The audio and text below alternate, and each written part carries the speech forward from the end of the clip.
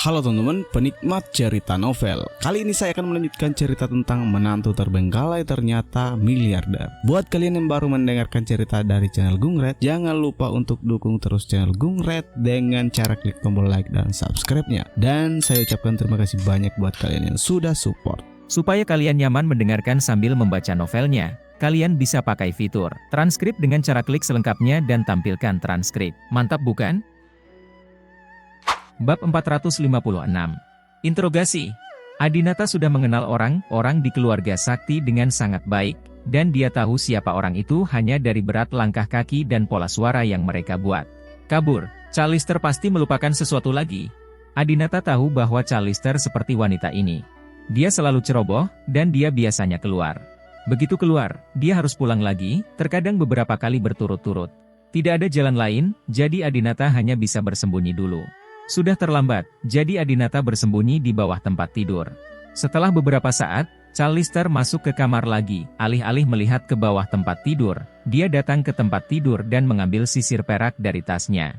Adinata dan Callister hampir bersebelahan, bahkan tidak berjarak 20 cm. Namun, Adinata terhalang oleh tempat tidur, sehingga Callister tidak dapat melihatnya.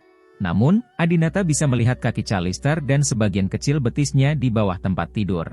Callister sedikit lebih pendek dari Anastasia, dengan tinggi sekitar 165 cm dan berat sekitar 110 kg. Dia telah mulai berlatih yoga dalam beberapa tahun terakhir dan mempertahankan bentuk tubuh yang baik. Adinata melihat ke kaki Callister dan menemukan bahwa kaki wanita ini berwarna putih, lembut dan berdaging tetapi tidak kembung, dan bahkan dicat dengan cat kuku kaki berwarna merah muda. Adinata tidak bisa menahan diri untuk tidak mengutuk dalam hatinya, haha. Callister, seorang wanita tua, sebenarnya memakai cat kuku kaki berwarna merah muda. Merah muda jelas untuk gadis kecil. Oke, dia sebenarnya suka terlihat muda. Bahkan Anastasia menggunakan cat kuku merah anggur. Tapi kalau dipikir-pikir, sepertinya sebagai menantu, aku tidak boleh menatap kaki ibu mertuaku. Jangan melihat sesuatu yang tidak pantas. Adinata tidak repot-repot menatapnya lagi sampai dia berdiri lagi dan meninggalkan ruangan. Setelah memastikan bahwa ibu mertuanya telah pergi, Adinata bangkit dari bawah tempat tidur.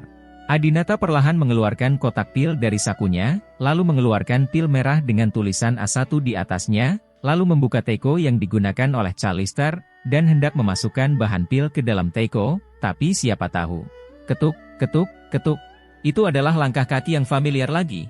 Aku pusing. Callister kembali lagi. Ibu mertuaku pasti lupa mengambil sesuatu lagi. Ah, aku jadi gila.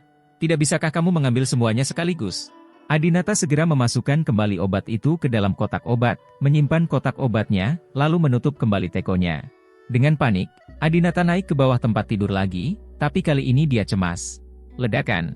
Adinata bertemu. Ah, aku pasti sudah terbiasa berpura-pura buta minggu ini, jadi aku turun ke bawah tempat tidur dan bertemu.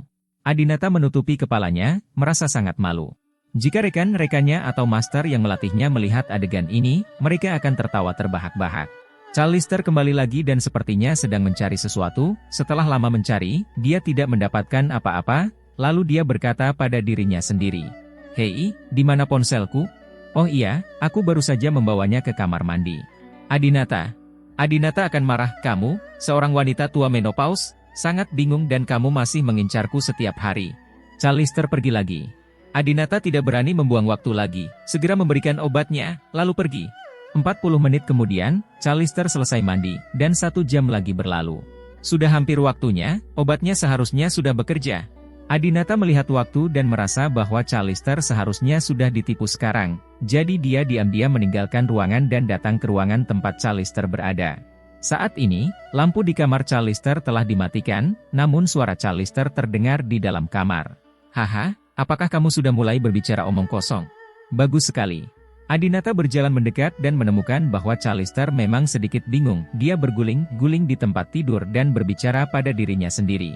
Ini adalah waktu terbaik untuk menginterogasi. Adinata segera berjalan mendekat, memegang tangan Callister dan mencegahnya bergerak, dan bertanya.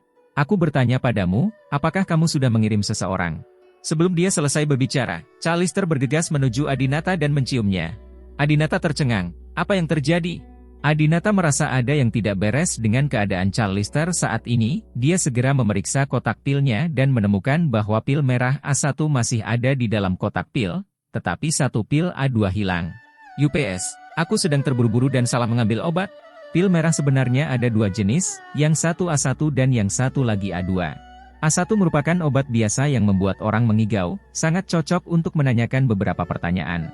A2 juga mempunyai efek yang sama, namun memiliki fungsi tambahan yaitu dapat membuat orang bingung dan terpesona. Terus terang, ini agak mirip dengan pengobatan musim semi. Adinata dengan cepat mendorong Charlister menjauh. Jika Anastasia melihatnya, maka tidak apa-apa. Jika Manson melihatnya, orang ini harus melompat dari kursi roda dan berjuang untuk hidupnya. Adinata sangat malu dan bertanya dengan cepat, Charlister, apakah kamu membutakan mata Adinata? Charlister mulai menjawab dengan bingung, Adinata, hantu berumur pendek itu, dia bukan menantu saya, dia tidak layak menjadi menantu saya. Adinata sangat marah sehingga dia menampar wajah Charlister yang cantik dan lembut, tentu saja, kekuatannya sangat ringan. Dia sudah lama tidak menyukai ibu mertua ini. Sejak pertama kali mereka bertemu, Charlister menamparnya. Terakhir kali bersama Jelita, dia tahu dengan jelas bahwa dia tidak bisa melakukan apapun pada Jelita, dan dia masih menampar Adinata. Bahkan jika dia tidak sadarkan diri sekarang dan masih menyebut Adinata sebagai hantu berumur pendek, tampaknya Charlister sangat membenci Adinata. Karena kamu sangat membenciku, jangan salahkan aku karena bersikap kasar padamu. Adinata berkata, katakan padaku, apakah kamu mengirim seseorang untuk membius pusat konvensi dan pameran internasional Shenzhen? Charlister berkata dengan bingung, Shenzhen membiusnya. Tidak, saya tidak membiusnya. Xuan Brahma lah yang melakukannya, saudara kedua Adinata yang tidak berguna. Apa? Mendengar ini, Adinata tidak bisa menahan diri untuk tidak terkejut. Charlister sebenarnya curiga bahwa Xuan Brahma yang melakukannya. Sepertinya itu bukan dia. Adinata sekarang pada dasarnya yakin bahwa apa yang baru saja dia katakan kepada Anastasia adalah kemarahan. Sekarang dia mendapat jawabannya, Adinata langsung pergi. Dia bisa saja memberi Charlister obat penawar untuk meringankan kondisinya saat ini, tapi Adinata tidak memberikannya padanya. Adinata tidak suka berwajah panas dan berdarah dingin. Karena dia sangat membencinya, biarkan dia membuat lelucon di rumah Davi Sakti. Keesokan paginya, keluarga Sakti bangun pagi dan sarapan bersama di meja makan. Adinata berpura-pura tidak melihatnya, menyesap sup yang Anastasia berikan padanya, dan kemudian bertanya, Tuan Sakti, apakah Anda mendengar sesuatu tadi malam? Davi Sakti melirik Charlister tanpa sadar, dengan ekspresi malu di wajahnya, sepertinya, ya. Anastasia juga berkata, aku samar-samar mendengar sesuatu, dan suara itu sepertinya berasal dari ibu. Bu, apakah semuanya baik-baik saja tadi malam? Wajah Charlister tiba-tiba memerah, tidak apa-apa. Adinata tersenyum dan berkata, saya ingin pergi ke kamar mandi di tengah malam tadi malam. Awalnya saya ingin membangunkan Anastasia dan membantu saya pergi ke kamar mandi. Tetapi ketika saya mendengar suara ini, saya tidak melakukannya. Berani berteriak. Jika Anastasia mendengarnya, itu akan sangat memalukan. Davi Sakti benar-benar mendengarnya dan memarahi Charlister dengan marah. Charlister, kamu sangat keterlaluan tadi malam. Anak itu ada di kamar sebelah, tidak bisakah kamu lebih memperhatikan? Kamarku di sini penuh dengan tidak kedap suara, tidak rumahmu, kamu dapat melakukan apapun yang kamu inginkan di dalam kamar.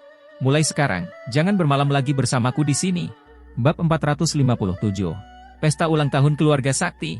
Davi Sakti awalnya ingin mempermainkan Charlister, tetapi melihat Adinata dan yang lainnya telah mendengarnya, dia langsung memarahi Charlister.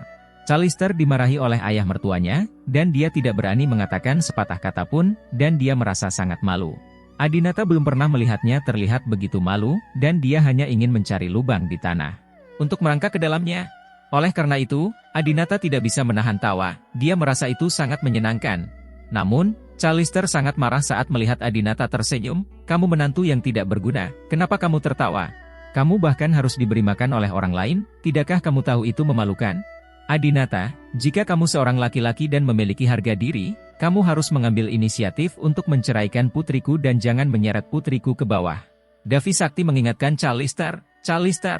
Anastasia juga berkata, Bu, apakah ibu harus berbicara seburuk itu pagi-pagi sekali? Keluarga Sakti memiliki aturan bahwa pertengkaran tidak diperbolehkan di pagi hari.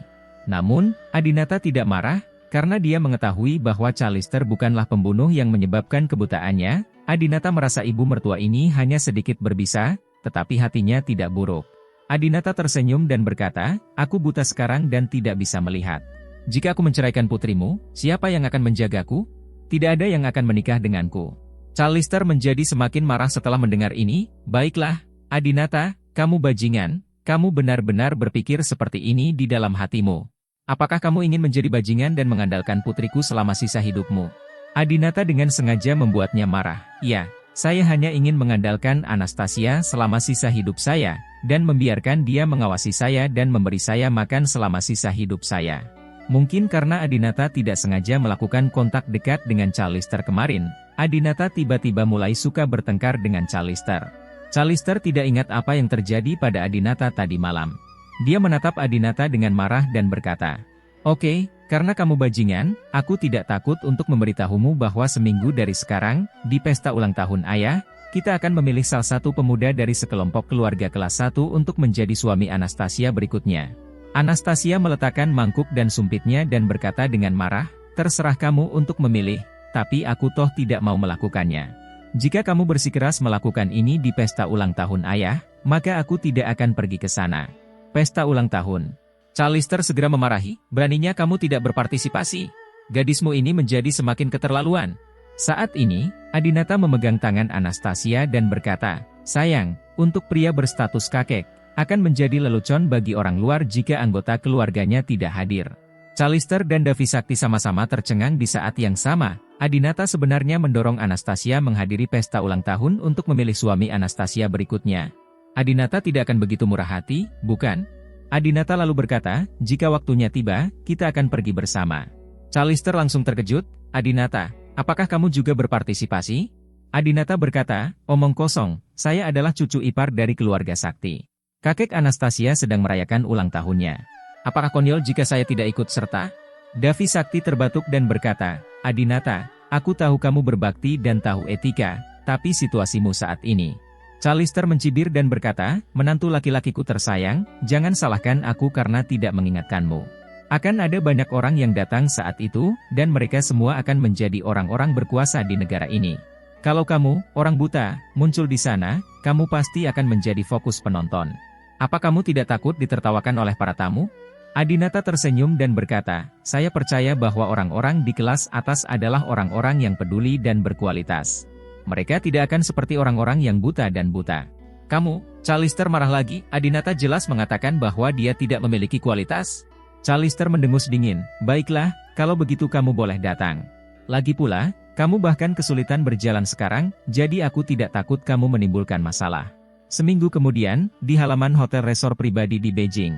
Di sini, pesta ulang tahun Davi Sakti sedang berlangsung. Para tamu yang datang menghadiri pesta ulang tahun kali ini sangat mirip dengan tamu yang menghadiri pernikahan Anastasia dan Adinata sebelumnya. Namun jumlah orangnya lebih sedikit 3 poin dari sebelumnya. Kali ini, keluarga Sakti memiliki persyaratan yang lebih tinggi terhadap tamu. Tidak sembarang anggota keluarga bisa masuk dan berpartisipasi. Saat ini, di tempat parkir hotel, Feng Ains dan Yuze Ains berada di dalam mobil Mercedes-Benz G dengan plat nomor Tianhai. Feng Ains memperingatkan Yuze Ains, "Yuze, kamu harus berhati-hati saat menghadiri pesta ulang tahun Davi Sakti kali ini, terutama saat menghadapi Adinata. Jangan biarkan dia melihat bahwa kebutaannya disebabkan oleh kamu." Yuze Ains tersenyum dan berkata, "Jangan khawatir, saudaraku, aku tidak bodoh. Dan kali ini, bukan aku yang diundang oleh Adinata, tapi Callister, ibu mertua Adinata. Saya mendengar bahwa Callister mengundang beberapa pria dengan usia dan latar belakang keluarga yang sama dengan saya. Sepertinya dia ingin melepaskan Adinata dan memilih menantu untuk Anastasia." Feng Ains mengangguk. "Saya juga mendengar bahwa Adinata tidak menerima pengobatan dalam waktu 24 jam setelah meminum racun kami, dan dia telah melewatkan kesempatan terbaik untuk pengobatan." Brown dokter mengatakan matanya tidak akan pernah membaik dalam hidupnya. Bagi keluarga Sakti, Adinata kini menjadi orang yang tidak berguna. Tentu saja mereka tidak akan membiarkan orang yang tidak berguna menjadi menantu seumur hidup. Keluarga Sakti sangat realistis. "Yuze, kamu harus bekerja keras kali ini. Kamu harus memenangkan hati Davi Sakti, Mingse Sakti dan Callister. Wanita ini, Anastasia, sepertinya sangat mencintai Adinata. Jika kamu bisa membuatnya terkesan, cobalah untuk membuatnya terkesan. Tidak masalah jika kamu tidak bisa membuatnya terkesan. Lagi pula, para tetua selalu membuat keputusan akhir tentang pernikahan di keluarga Sakti. Yu Zeains melihat ke kaca spion penumpang dan berkata dengan narsis, "Saya sangat tinggi dan tampan. Apakah Anastasia tidak akan menyukai saya? Saya pikir Anastasia adalah jelita kedua. Karena jelita dapat dirayu oleh saya, maka Anastasia tidak menjadi masalah. Saudaraku, tunggu saja, cepat atau lambat aku akan menikahkan Anastasia dengan keluarga Ains kita." Feng Ains juga tersenyum, "Baiklah, jika keluarga Ains dan keluarga sakti kita menjadi mertua, maka kita tidak perlu lagi khawatir menjadi sasaran siapapun." Setelah mengatakan itu, Yu Zeains keluar dari mobil, mengambil hadiah yang berat, dan berjalan masuk. Karena Feng Ains tidak diundang, dia tidak masuk bersama. Sesampainya di pesta ulang tahun, Yu Zeains yang mengenakan setelan jas lurus, dengan sosok tinggi tegap serta wajah tampan, langsung menarik perhatian banyak gadis yang hadir. Dia langsung menuju meja Davi Sakti di akhir. Dia memperhatikan bahwa Adinata sedang duduk di meja yang sama dengan Davi Sakti. Saat ini, Adinata mengenakan kacamata hitam keren dan minum teh dari cangkir teh, terlihat seperti orang normal. "Haha, apakah kamu memakai kacamata hitam agar orang lain tidak melihat bahwa kamu buta?" Yu Zeains mencibir di dalam hatinya melihat Adinata buta, dia merasa sangat bahagia. "Kamu membuatku tidak bisa punya anak sebelumnya, sekarang kamu tahu adegan yang menyinggung perasaanku? Aku akan mencegahmu melihat cahaya, dunia yang indah ini, dan wajah istrimu yang cantik serta tubuh yang putih dan lembut selama sisa hidupmu. Terlebih lagi, aku akan merebut istrimu. Sama seperti terakhir kali aku merenggut jelita." Bab 458. Hadiah ucapan selamat Yu Zeains. Meskipun dia memiliki pikiran jahat di dalam hatinya, Yu Zeains tampak menarik dan berpendidikan di permukaan. Yu Zeains mengambil hadiah ucapan selamat dan datang ke meja Davi Sakti. Pertama-tama dia membungkuk 90 derajat kepada Davi Sakti dengan hormat, memberi hormat yang besar, dan kemudian berkata, "Halo Tuan Sakti, saya Yu Zeains. Saya merasa sangat tersanjung diundang ke pesta ulang tahun Anda. Kakek saya Yuan Hang Ains, ketika dia mengetahui bahwa Anda sedang merayakan ulang tahun Anda, dia secara khusus mengirimi saya hadiah kecil. Saya juga meminta Tuan Sakti untuk tidak menyukainya dan menerimanya." Davi Sakti memandang Yu Zeains sambil tersenyum dan mengangguk, "Yuan Hang Ains, Tuan Ains, adalah ahli bisnis langka di negara kita." Dia bertekad. Namun, saat ini, Manson di atas meja memandang Yu Zeains dengan sedikit tidak senang. Karena Manson sebelumnya mengetahui bahwa 4 tuan muda Tianhai, termasuk Yu Zeains, berani memanfaatkan Anastasia. Terlebih lagi, keempat pria ini ingin mengejar Anastasia, namun salah satu dari mereka dipukuli oleh seseorang yang diatur oleh Manson.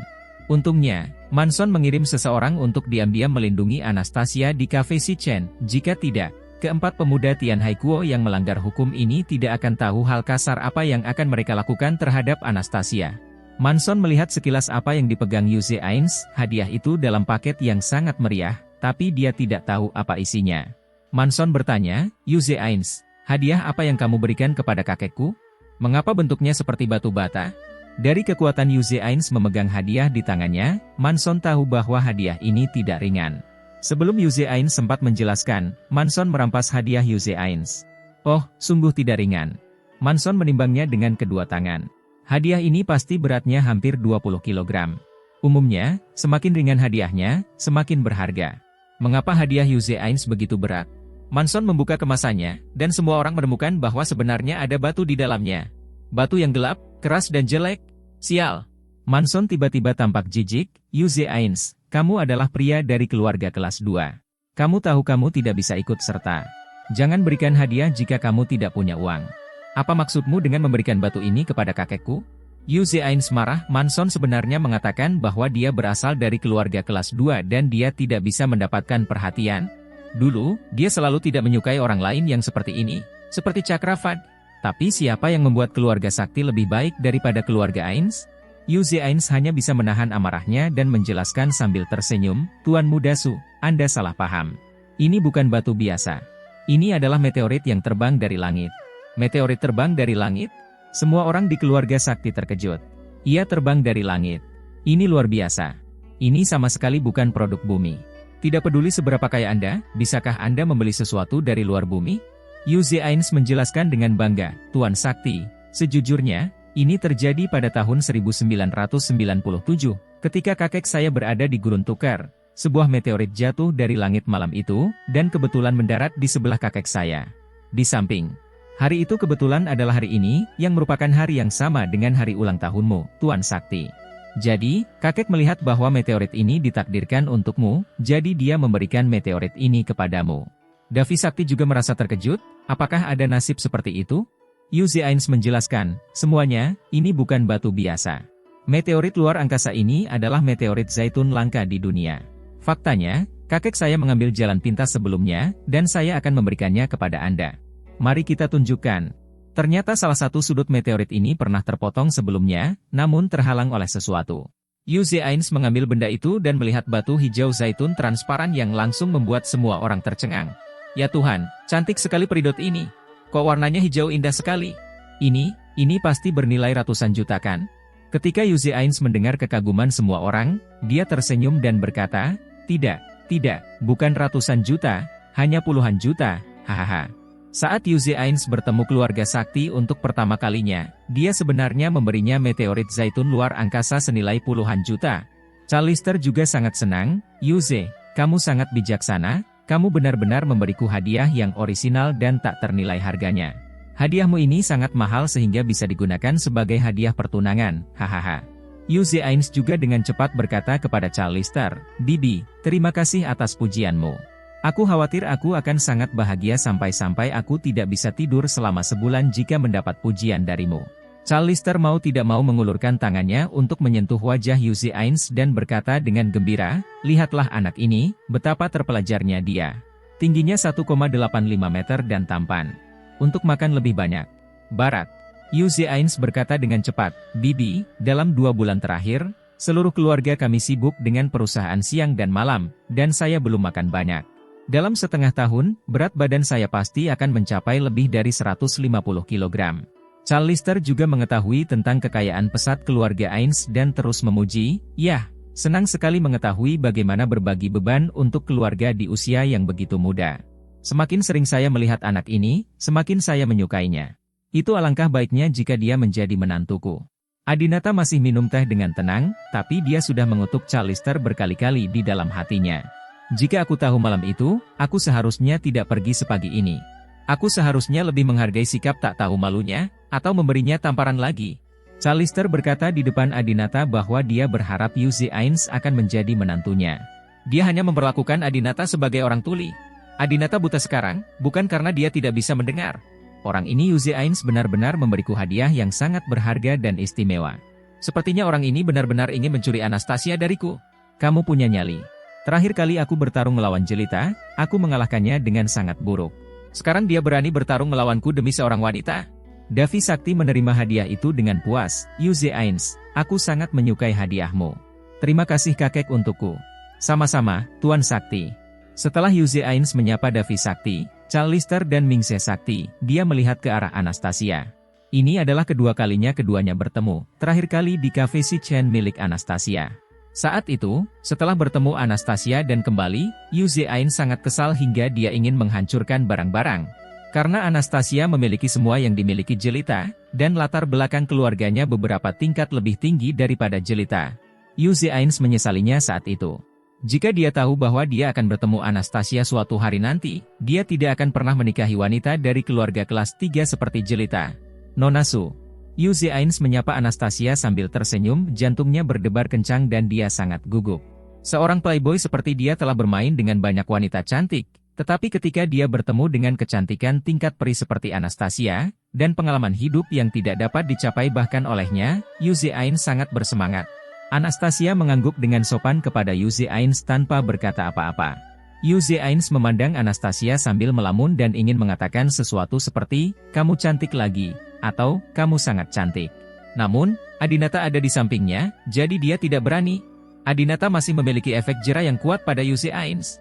Yu Zeains akhirnya melihat ke arah Adinata, pemandangan yang tak terhitung jumlahnya dari 2 perkelahian dan pertemuan di masa lalu terlintas di benaknya, dan kemudian dia berbicara perlahan.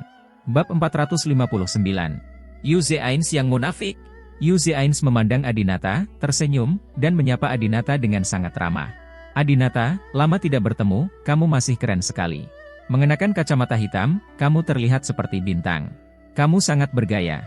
Yu Zeains pernah ketakutan dengan pelajaran Adinata sebelumnya, dia kehilangan salah satu jarinya yang memeluk paha Jelita, dan dia juga kehilangan kesuburannya. Bahkan di Amerika Serikat, dia masih menerima pukulan dari Adinata. Yuze Ains tidak bisa tidak memikirkan rasa takut didominasi oleh Adinata lagi. Dia adalah putra tertua dari keluarga Ains. Dia tidak pernah begitu takut pada seseorang seumur hidupnya. Adinata, sebaliknya, masih menatap lurus ke depan tanpa mengangkat kepalanya. Karena Adinata sekarang berperan sebagai orang buta, bagi orang buta, dia tidak dapat melihat sesuatu, jadi wajar saja dia tidak akan mengangkat kepalanya untuk berbicara kepada dirinya sendiri seperti yang dilakukan orang biasa. Adinata memiringkan kepalanya, mengarahkan telinga kanannya ke arah Yuze Ains, dan bertanya dengan ragu, "Apakah kamu Yuze Ains?" Yuze Ains sengaja berpura-pura terkejut, "Ya, Adinata, saya Yuze Ains. Kita sudah lama tidak bertemu. Kamu bahkan tidak bisa mengenali saya, kan?" Saat ini, Callister datang dan berbisik kepada Yuze Ains, "Adinata mengalami kecelakaan beberapa waktu lalu.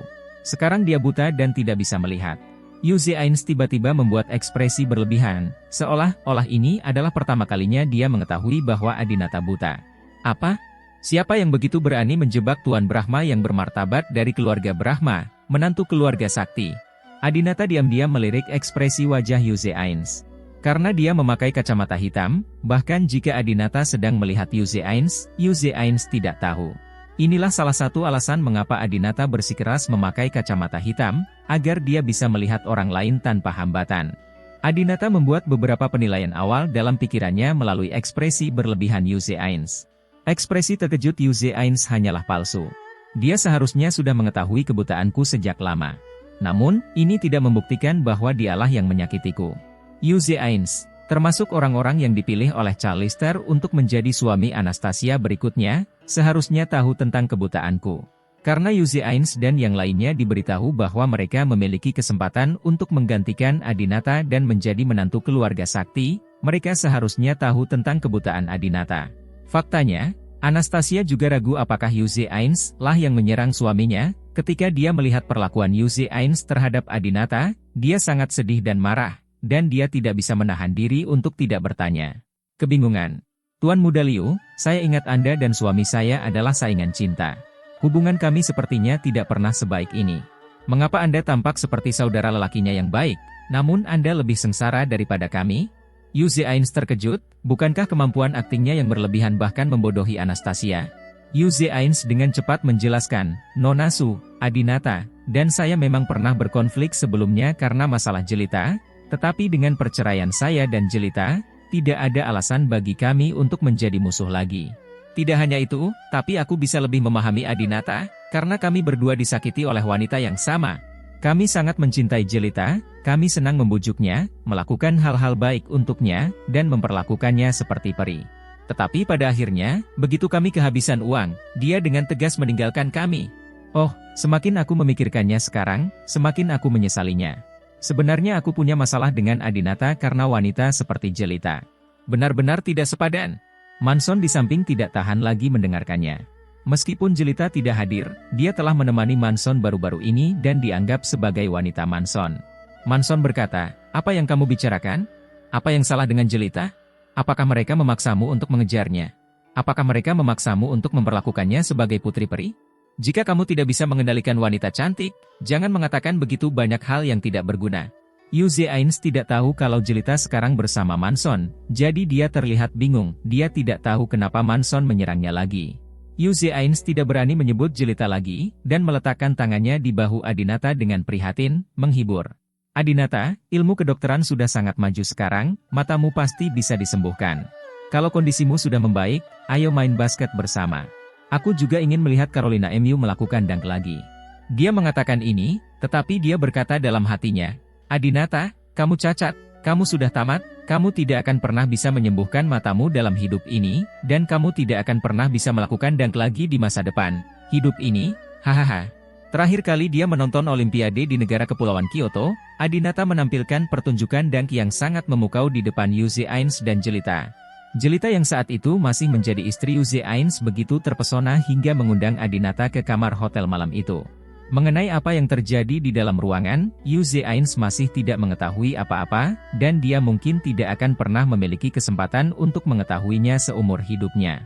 Yu Zhains masih merasa benar sendiri dan merasa bahwa dia memiliki rasa superioritas di depan Adinata, jadi dia mengandalkannya untuk memenangkan Adinata.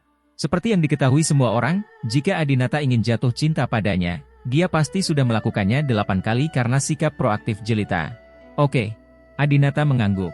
Belum lagi mencari peluang di masa depan, bahkan saat ini, Adinata melakukan dunk untuknya, hanya untuk bersenang-senang.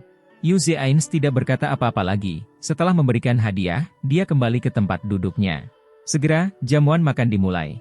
Setelah 1 jam, Sumukyu berjalan ke tengah halaman dan berkata kepada semua orang. Semuanya, pertama-tama, sekali lagi terima kasih telah datang untuk merayakan ulang tahun kakekku. Kedua, kakekku selalu sangat memperhatikan pertumbuhan dan kemampuan generasi muda pria. Oleh karena itu, kali ini kami mengundang semua keluarga terkenal di negara ini yang berusia di bawah 25 tahun, laki-laki muda. Mereka akan membawa bakat dan kemampuannya masing-masing, dan kita akan mengapresiasinya bersama-sama. Bagus. Begitu Sumukyu selesai berbicara, terdengar tepuk tangan meriah. Callister kali ini memilih selusin talenta muda sebagai calon suami Anastasia berikutnya. Namun, hanya ada 3 orang yang paling dia hargai. Satu adalah Yu Zhains, satu adalah Yuki Ma, dan yang lainnya adalah Kamajaya Zheng. Tetapi ketika pertunjukan hendak dimulai, Anastasia tiba-tiba berdiri. Kakek, saya kenyang. Adinata dan saya akan kembali dulu. Callister segera berkata, kamu tidak boleh pergi. Ini adalah memilih suami untukmu, bagaimana mungkin kamu tidak berada di sana?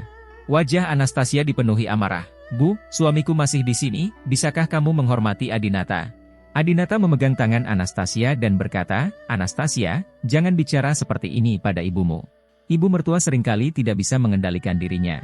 Sebagai junior, kita harus lebih perhatian. Wajah Callister yang berusia 40 tahun tiba-tiba menunjukkan ekspresi malu-malu yang hanya bisa dimiliki oleh seorang gadis kecil, dan dia berbicara dengan marah dan tidak jelas. Kamu bilang siapa yang tidak bisa mengendalikan diri? Kamu, apa maksudmu? Mingze Sakti, yang berada di meja yang sama, juga bertanya dengan rasa ingin tahu, Adinata, apakah Callister memukulmu lagi? Bab 460. Kamu buta?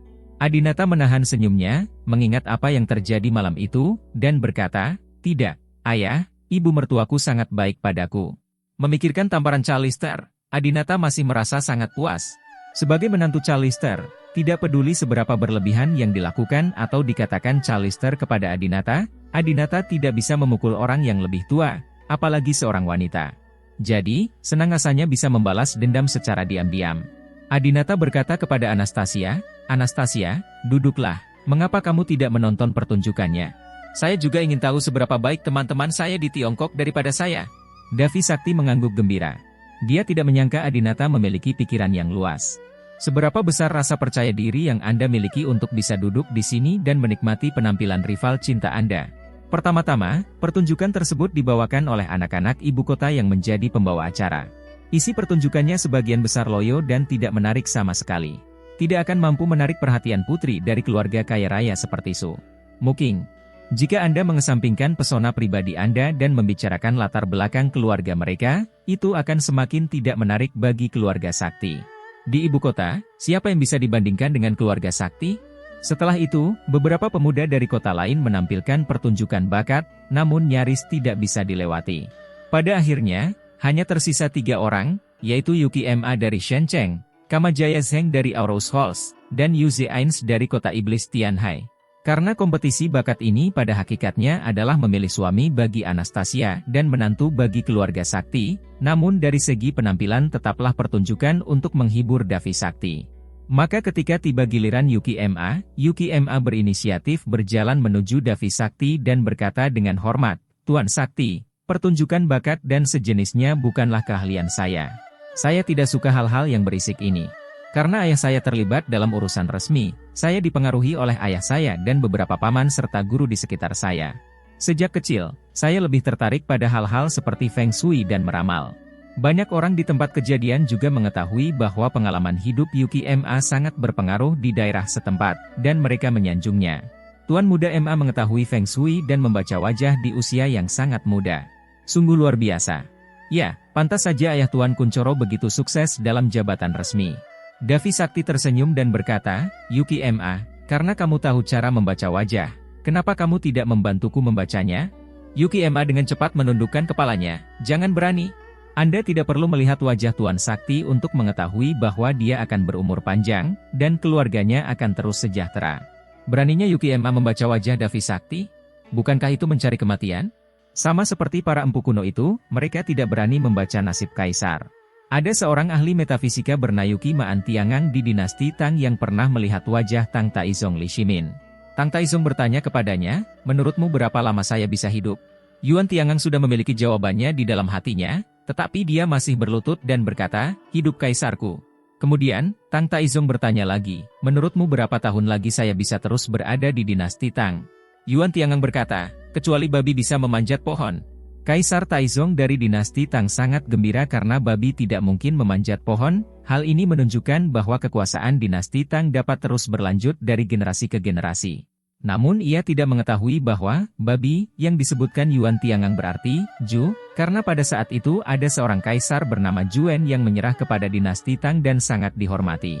Kemudian, ketika kekuasaannya mencapai puncaknya, dia menggulingkan dinasti Tang dan menjadi kaisar sendiri. Meskipun Yuki Ma masih muda, dia juga tahu bahwa wajah pria besar seperti Davi Sakti tidak bisa dipandang begitu saja. Walaupun kamu menontonnya, kamu tidak bisa mengatakan yang sebenarnya, jadi apa gunanya menontonnya? Callister menganggap Yuki Ma ini cukup manis, dia lembut, berkacamata, tidak tinggi, dan terlihat seperti siswa sekolah menengah. Meskipun dia bukan pasangan yang cocok untuk Anastasia, dia memiliki latar belakang keluarga yang baik dan mudah dikendalikan. Tampaknya dia adalah calon menantu yang baik. Callister tersenyum dan berkata, Yuki Ma, kenapa kamu tidak menunjukkan wajah Anastasia kami? Yuki Ma memandang Anastasia dan langsung tersipu saat melihat wajah saudari cantik yang menakjubkan ini. Oke. Yuki Ma datang dan memanggil Anastasia terlebih dahulu. Mu, halo, saudari Anastasia.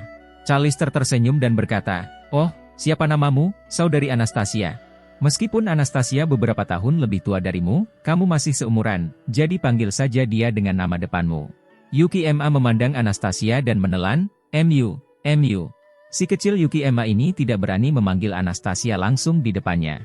Semua orang pun kaget karena pemuda dari keluarga terpandang ini begitu pemalu bahkan memiliki harga diri yang rendah di hadapan perempuan. Melihatnya tergagap, Adinata tiba-tiba berkata, Anda harus meneleponnya, Nyonya Brahma. Yuki Ma tiba-tiba berhenti gugup dan menatap Adinata dengan sedikit kemarahan di matanya. Saat menghadapi wanita cantik seperti Anastasia, dia sangat gugup dan tidak berani berbicara, namun saat menghadapi pria, dia tidak ada masalah. Yuki Ma berkata, maaf, saya tidak kenal Tuan Brahma. Saya hanya tahu bahwa dia adalah Nona Su. Adinata melirik pria yang tingginya hanya sekitar 166 cm ini, dia tidak menyangka bahwa dia sangat berani dan berani menghadapi Adinata. Adinata berkata, saya mendengar bahwa Guru Ma adalah ahli Feng Shui dan fisiognomi. Yuki Ma mengangkat kepalanya dengan arogan, saya tidak berani menjadi master, tetapi jika Anda memanggil saya master, saya masih layak untuk itu. Adinata tersenyum dan berkata, Tuan Kuncoro, kebetulan saya juga memiliki penelitian tentang membaca wajah, psikologi, ekspresi mikro, dan sebagainya. Yuki Ma terkejut, seolah dia tidak mempercayainya. Oh, Adinata mengangguk dan berkata, karena kamu sangat pandai membaca wajah, maukah kamu membantuku melihatnya? Callister berkata dari samping, saya datang ke sini untuk melihat wajah Anastasia. Anda sudah besar, apa yang harus Anda lihat? Alasan Callister meminta Yuki Ma membaca wajah Anastasia adalah agar mereka berkomunikasi lebih dalam dan membuat Anastasia jatuh cinta pada pria ini. Namun, Adinata ada di tempat kejadian, bagaimana bisa Adinata membiarkan pria lain dekat dengan istrinya? Namun, Yuki Ma berkata, Bibi, tidak apa-apa, aku akan melihat wajahnya saja. Yuki Ma memandang Adinata dan berkata, Tuan Sakti dan banyak tetua ada di sini, dan kamu masih memakai kacamata hitam. Benar-benar tidak sopan. Lepaskan kacamata hitammu supaya aku bisa membaca wajahmu dengan lebih mudah. Adinata tidak takut dia bisa melihat kepura-puraannya menjadi buta, dia tahu bahwa anak kecil ini jelas tidak terlalu spiritual. Oleh karena itu, Adinata melepas kacamata hitamnya dan menatap satu lokasi tanpa bergerak. Yuki Ma menatap Adinata dan diam-diam bersukacita. Idiot, aku sudah tahu kamu tidak bisa melihatku. Setelah melihat lebih dekat, Yuki Ma berkata dengan lantang, meskipun mata Tuan Brahma terlihat utuh dan sama dengan orang normal, matanya kusam dan persepsi visualnya terhadap lingkungan sekitar sangat lemah. Jika tebakanku benar, Tuan Brahma pastilah orang buta. Kamu tidak bisa melihat apapun.